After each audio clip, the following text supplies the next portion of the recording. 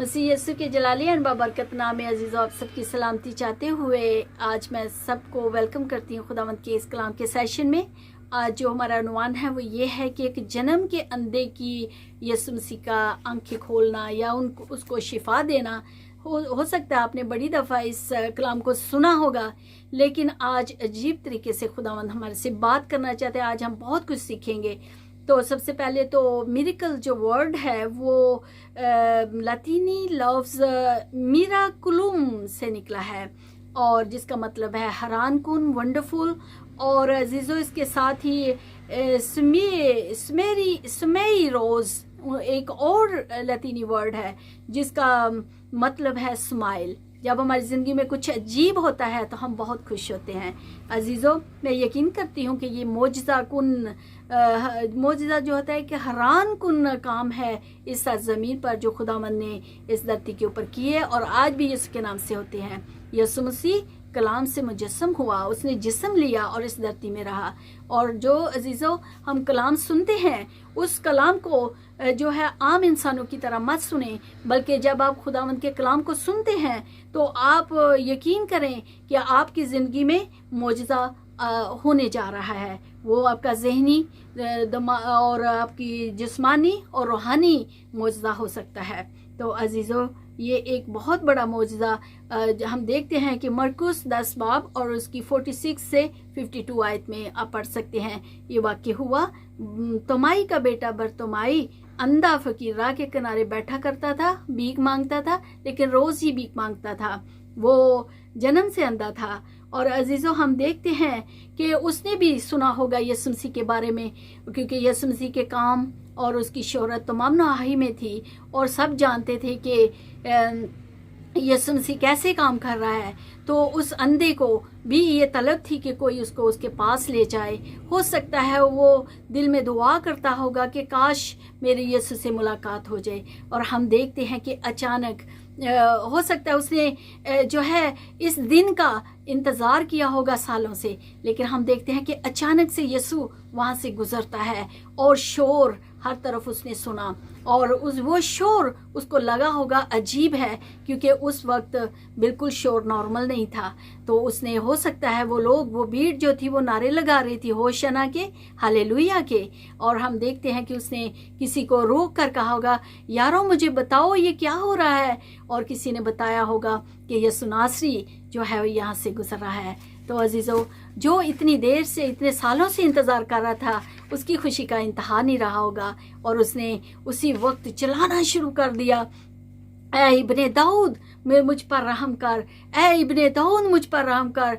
जब लोगों ने, भीड़ ने सुना कि ये तो बहुत ऊंची ऊंची चला रहा है, तो उन्होंने उसे रोकने की कोशिश की। और लेकिन हम देखते हैं कि फ़कीर ने और जो था उस अंधे ने ज़ोर से चलाना शुरू कर दिया। वो चाहता था कि उसकी आवाज़ यीशु के कानों तक पहुँचे।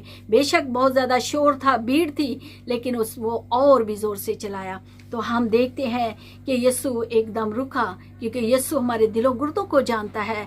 आवाज़ बेशक यीशु तक पहुंची या ना पहुंची, लेकिन उसकी दिल की आवाज़ यीशु तक पहुंच गई। और उसने कहा कि यीशु ने कहा, जाओ उसको लेके आओ। और फिर वही लोग जो उसको डांट रहे थे, उनमें से कुछ लोगों ने उसे आकर कहा कि उठ, तुझे यीशु बुलाता है। तो खुदा के कलाम में लिखा है कि वो खुशी से उछल पड़ा और उसने वो कपड़ा जो गवर्नमेंट की तरफ से उसे मिला हुआ था भीख मांगने के लिए, उसने रोजी रोटी के उस कपड़े को दूर फेंक दिया, क्योंकि उसको पता था कि मैं एक शाफी के पास जा रहा हूँ, मैं जिंदा खुदा के पास जा रहा हूँ। और उसने क्या किया, उसने अपनी रोजी रोटी के कपड़े को फेंका, यीशु के पास गया। यीशु ने जैसे ही उसे देखा, उसे पूछा, बस तू क्या चाहता है कि मैं तेरे लिए करूँ। और हम देखते हैं कि एक बहुत बड़ी बात है ये। ओ खुदावंद यीशु मसीह खुद खड़ा होकर उससे पूछ रहा है कि बता मैं तेरे लिए क्या करूं। अजीज़ों, क्या आपकी दुआएं ऐसी हैं कि आप इस तौर से मांगती हैं खुदावंद से अपनी ज़रूरतों के लिए कि खुदावंद आपसे रुक कर कहे कि बता बेटी मैं तेरे लिए क्या करूं, बता बेटे मैं तेरे लिए क्या करूं। अजीज़ों, हम देखते हैं कि इस अंधे फ़कीर ने, कोई बहुत ही इंटेलिजेंट इंसान था, उसने खुदा यीशु मसीह से ना तो कोठी मांगी, ना बैंक बैलेंस मांगा, ना कोई गाड़ी मांगी, उसने किसी इर्रेलेवेंट चीज़ को नहीं मांगा, बल्कि उसने कहा, रबूनी मैं चाहता हूँ कि तू मुझे बिनाई दे ताकि मैं देखना शुरू करूं। हालांकि वो ये कह सकता था, लेकिन उसने ऐसी कोई इररेलेवेंट जो लिस्ट थी नहीं दी। अजीजों, आज हम देखते हैं कि हमारे मांगने का क्या तरीका है।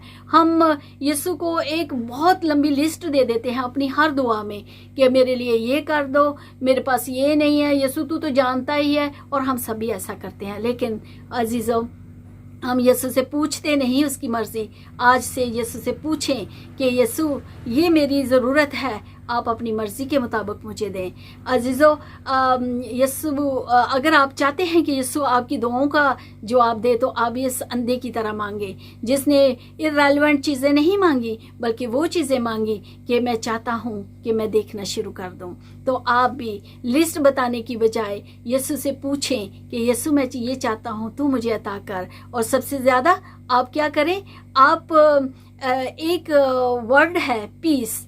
खुदावंद यीशु मसीह ने कहा, ऐ थके मांदो बोझ से दबे लोगों, मेरे पास आओ, मैं तुम्हें तसल्ली और आराम दूंगा। ये पीस यीशु के पास है, वो आपको देना चाहता है। जब पीस अजीजों आपके पास पीस होगा, तो आपका क्या ख्याल है कि आपके पास बीमारी होगी, या आपके पास बेरोजगारी होगी, या फिर इस तरह की और परेशानियां होंगी? नहीं। जब पीस आपके अंदर है तो आपके पास ये चीज़ें बिल्कुल आने वाली नहीं है। आप पीस, यीशु से हमेशा पीस मांगे। जब पीस आपके अंदर आएगा तो ये सारी शैतानी चीज़ें और अंधेरे की चीज़ें आपकी ज़िंदगी से जाती रहेंगी। लेकिन ज़रूरत इस चीज़ की है कि आप यीशु से कैसे मांगते हैं। लिस्ट नहीं बतानी, बल्कि खुदावंद से एक ही लफ्ज़ में कहें कि यीशु मुझे तेरा पीस चाहिए, मेरी फैमिली में, मेरी ज़िंदगी में, मैं चाहता हूँ कि तेरा पीस आए। तो अजीज़ों, जब आप ऐसे मांगेंगे तो खुदावंद आपको बरकत देगा। इस अंधे की तरह आपसे भी पूछेगा कि बता बेटे बेटी, मैं तेरे लिए क्या करूँ।